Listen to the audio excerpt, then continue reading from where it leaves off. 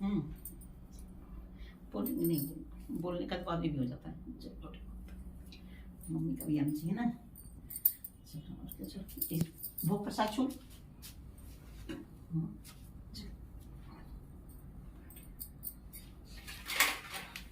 पंचामृत कटोरी हम गिलास में धरते हैं। कटोरी पे मेरा गिलास में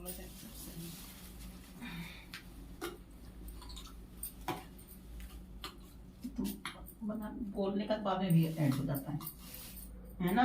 बोलने के बाद में ऐड हो जाता है।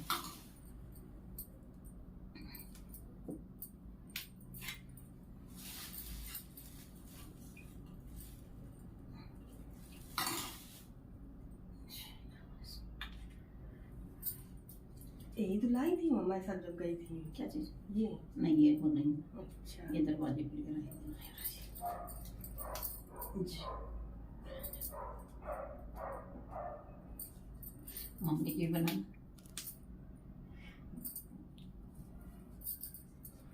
बोलने का तो सिर भी आएगी तो उसको भेज देंगे तो बना देगी।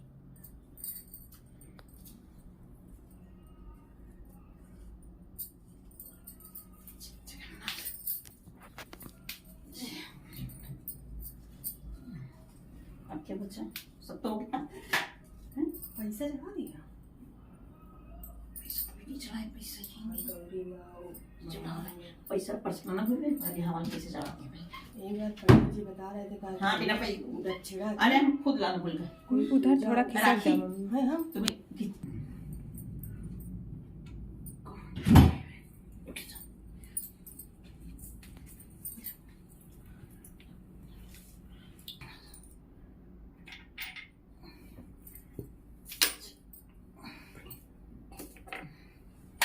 है ना।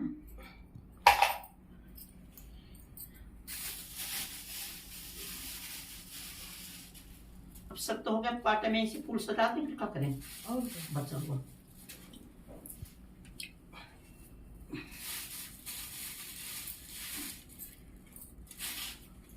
चावल नहीं चढ़ाया।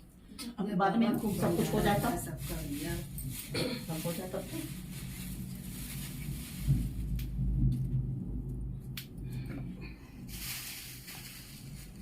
अब हम पूजा फूल खरीदते हैं, वही दिन लाए थे बस। नवरात्र में देखो निकलता सब देते थे रोज। इस बार बता दो अगली बार से जो है। ओके, आप कथा करा जाए सब चढ़ ही गया। हैं? आप कथा करें? और क्या बैठो बेटा, कथा को पढ़ो तुम। सुदामा नामक एक अत्यंत गरीब ब्राह्मण था। अत्यंत दुखी होने पर लोगों से सुना था कि जगन्नाथ जी का व्रत और दर्शन करने से सभी मनोरथ पूर्ण होते हैं। इसलिए सुदामा जी ने श्री जगन्नाथ जी का व्रत और दर्शन करने का निश्चय किया। घर में ब्राह्मणी को समझाकर थोड़े से चावल लेकर दर्शन के लिए चल दिए। श्री जगन्नाथ जी के स्थान का पता पूछते पूछते यात्रा आरंभ की। यात्रा करते कई माह बीत गए। इस बीच सुदामा जी ने अनेक दुखी लोगों से साक्षात्कार भी किया और सभी ने सुदामा जी को भी जगन्नाथ जी के दर्शन को जाते हुए जानकर प्रार्थना की, हे महाराज, हमारे दुखों की बीच जगन्नाथ जी भगवान श्री जगन्नाथ जी से मेरी प्रार्थना करना। इन दुखी लोगों में बाल से बंधा झूमता हाथी, आम का पेड़, रंभाती गाय का बछड़ा, ताल तलैया, आग से भरी बरोसिया वाली औरत, मचिया चिपकी औरत, इन सब ने अपनी अपनी व्यथा को कहा। हाथी ने कहा कि मेरा जीवन बंधे ही गुजरा जाता है, मुझे ना कोई खोलता है ना समीप ही आता है। आम के पेड़ ने कहा कि मैं इतना अभागा हूँ कि समय से मेरे फल लगते हैं किंतु पकने पर कीड़े पड़ जाते हैं, कोई खाने वाला नहीं है। गाय ने कहा कि मेरा बच्चा अलग रंभाता है, मैं अलग किंतु मिल नहीं पाती। मार्ग में ही एक ताल उसके समीप एक तलैया देखी। उनका ये कष्ट था कि पास होते हुए भी चाहे जितना पानी बढ़ जाए पर दोनों का संगम नहीं होता है। थोड़ी दूर पर एक कछुआ था जो तपती रेत पर पड़ा था। उसका कष्ट ये था कि वो सरोवर में नहीं रह पाता था। एक औरत मिली जिसके सिर पर चलती हुई अंगीठी थी। एक दूसरी औरत थी जिसके बैठका चिपका हुआ था। इन सब ने श्री सुदामा जी से प्रार्थना की, भगवान ने मेरे कष्टों के निवारण का उपाय पूछता। श्री सुदामा जी सबके कष्टों का विचार करते तथा भगवान का स्मरण करते हुए यात्रा करते। कई महीने बीतने पर जब वो भी जगन्नाथ जी धाम के करीब पहुँचे, भगवान ने सुदामा की भक्ति का जानने के लिए एक जलते हुए भार के समीप खड़े हो गए। रास्ता चलते ही सुदामा जी उसी भार के समीप आए और देखा कि चलते हुए भार के समीप एक व्यक्ति खड़ा है जो सो वही रुककर पूछा, भैया जगन्नाथ जी यहाँ से कितनी दूर है? मनुष्य रूपी भगवान ने कहा कि आप जगन्नाथ जी के समीप ही खड़े हैं। समझो सुदामा जी कहाँ भैया, तो फिर वो रास्ता बताओ जिससे मैं जल्दी जगन्नाथ जी के दर्शन कर सकूँ। भगवान ने चलते हुए भार का मुंह दिखाते हुए कहा कि इस रास्ते जाने से शीघ्र ही दर्शन होंगे। सुदामा जी कहा कि ये आग से तप रहा है। मनुष्य रूपी भगवान ने कहा, संसार भी तो अनेक प्रकार के दुखों से जल रहा है। बिना ताप सहे कोई भगवान को पा सकता है क्या? सुदामा मनुष्य रूपी भगवान के गुण वाक्यों को समझकर झट से धोती लंगोटा जैसी एक व्यक्ति भाव और विश्वास से भरे भार में घुसने के लिए तैयार हो गए। ज्यों हुई सुदामा ने भार में घुसना चाहा कि भगवान ने रूप बदलकर हाथ पकड़ लिया तथा दर्शन देकर अपने स्थान को ले गए। भगवान ने अपने धाम में सुदामा का बड़ा आदर सत्कार किया। सुदामा जी ने भक्ति और प्रेम में मग्न होकर कुछ दिन निवास किया। फिर ब्राह्मणी की याद कर एक दिन भगवान से मार्ग में मिले हुए लोगों की व्यथा को बताया तो भगवान ने बताया कि इसमें हाथी तो पूर्व जन्म का कायस्थ है, इससे दूसरों से लिया और अपने से कुछ दिया नहीं, सदा दूसरों को फंसाकर मस्त होता रहा। अतः इस जन्म में मस्त हाथी को बंधन में पड़ा है। अतः उसके दोषों को बताकर वे 5 बेंत मार देना तो ये उन पापों से छूट जाएगा। आम का पेड़ पूर्व जन्म का कृपण ग्रहीता है, दूसरों से अनेक प्रकार की धन सामग्री ग्रहण करता है किंतु स्वयं देने के समय कृपण होता रहा। अतः खाने के समय इसके फल में कीड़े पड़ जाते हैं, इसलिए इसके भी 5 बेंत मार देना, इसका भी पाप दूर हो जाएगा। कछुआ जो पूर्व जन्म में लोगों को हरा भरा देखकर जलता रहा, इसी स्वभाव और दोष से उसे जल नहीं प्राप्त होता है, तपता ही रहता है। इसके भी 5 पूर्व जन्म की देवरानी जेठानी है जो एक दूसरे को वापस दिया नहीं, अतः इसी से मिलन नहीं होता है। उमड़ गुमड़ कर रही जाती है। 5 बेंत मारकर 5 चुल्लू पानी एक दूसरे में डाल देना मेल हो जाएगा। जलती अंगीठी सिर पर रखने वाली स्त्री जो पूर्व जन्म में रोटी बनाती किंतु तवा चूल्हे के सिर पर जलती और रहने दिया, उतारा नहीं, उसके सिर पर तपता रहा है। 5 बेंत मारकर उसके सिर से अंगीठी अलग कर देना। मचिया वाली औरत पूर्व जन्म में बहू होकर सास ससुर जेठ आदि के सामने खाट पर चढ़ी बैठी रही, उतरी नहीं, उसी से मचिया चिपकी रहती है। 5 बेंत मारकर मचिया अलग कर देना। इसी तरह सभी के दुखों का निवारण पूछकर सुदामा जी ने सिर्फ भगवान से विदा मांगी। लौटते समय सुदामा जी ने सोचा कि बड़ी बेटी से भी मिलता चलूं जो उसकी ससुराल पहुंचे। इसी बीच जगन्नाथ जी के व्रत का सोचकर सोमवार पड़ा। जो बड़ी बेटी से थोड़ी गुजिया बनाने को कहा तो वो धन से घमंड में भरी बोली, यहाँ ढकोसले आदि नहीं होते हैं, भगवान कहाँ है, ये सब बेकार दिखावा है, दूसरी जगह जाकर करो। ये सुनकर सुदामा जी दुखी हुए। बड़ी बेटी के घर से छोटी बेटी के घर चले जाते हैं। रास्ते में एक खेत पड़ा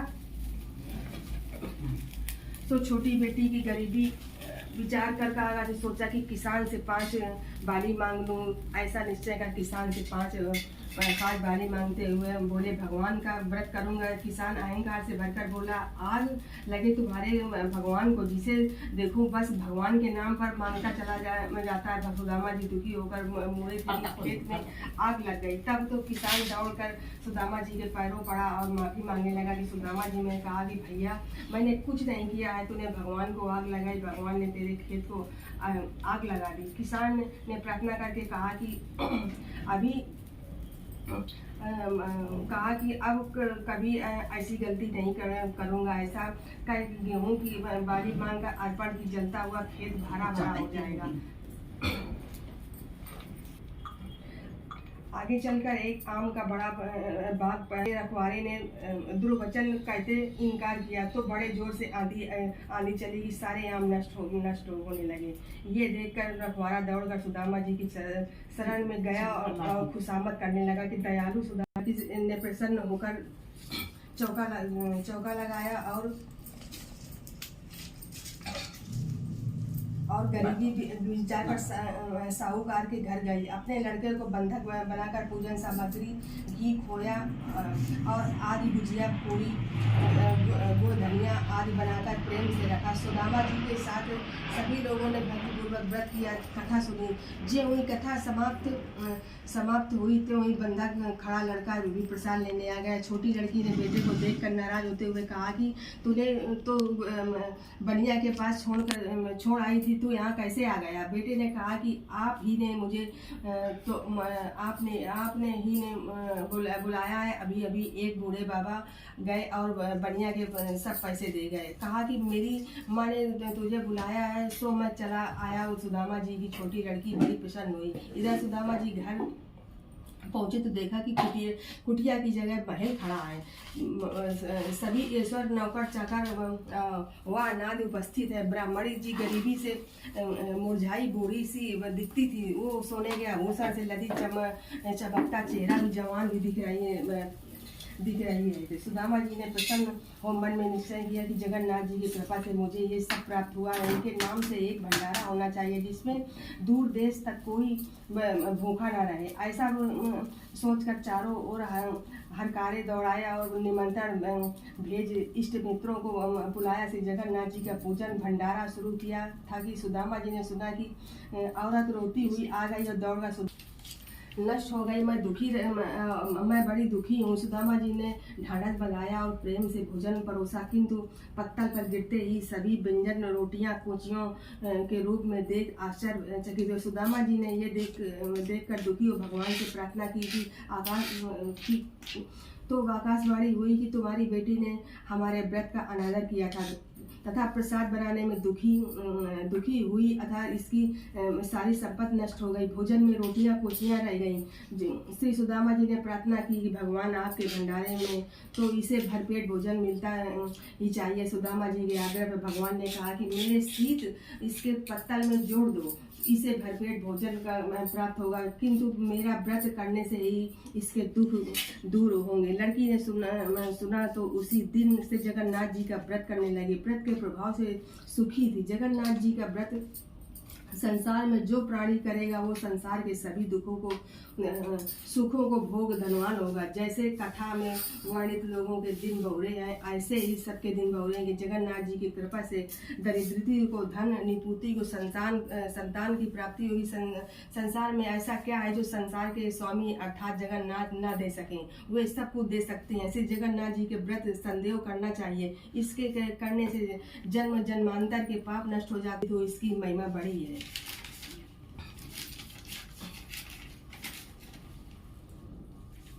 हो गई। ठाकुर जी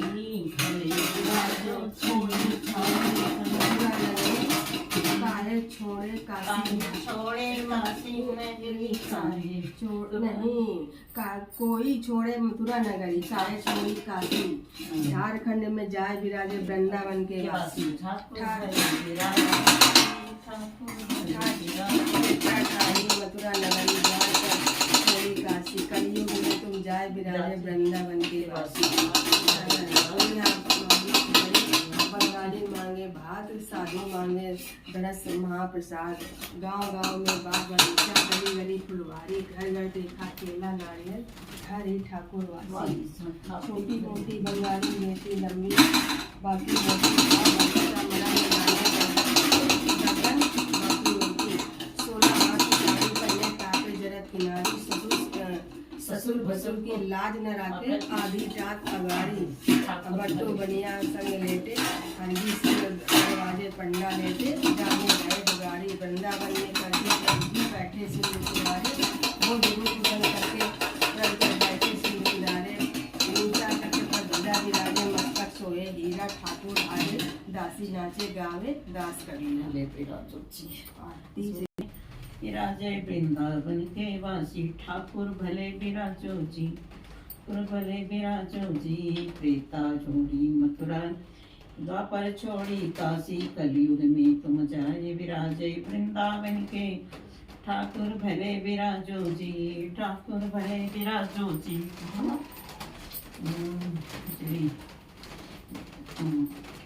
उड़िया मांगे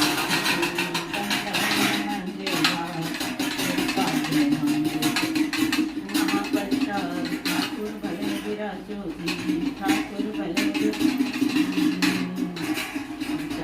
फुलवारी घर देखा ठाकुर वाली ठाकुर भले विराजो जी, ठाकुर विराजो जी। भक्त का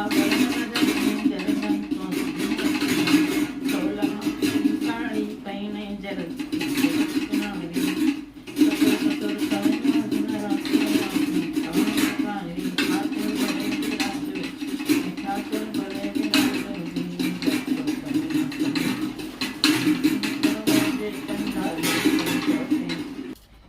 बिटिया घंटी पकड़ा दे जैसे अब कर इधर कर थोड़ा सा हमको भी दिखता है।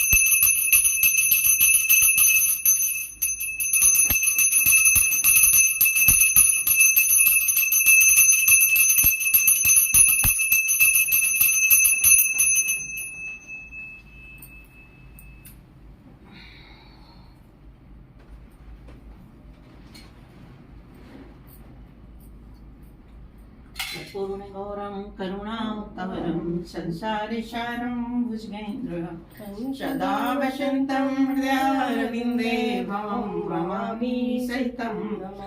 तुम्ही हो माता जगता, तुम्ही हो बंधु चेष्टा, तुम्ही हो एव विद्या द्रविणं, त्वमेव सर्वं मम देव। हे जगन्नाथ भगवान, मैं आपकी पूजा चाहूँगी।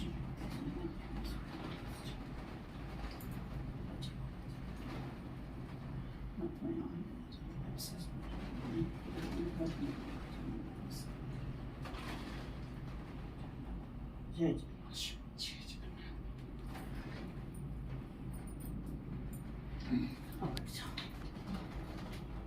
आगे फोटो खींचे। आप फोटो खींचेगी? हाँ खींचा नहीं आप।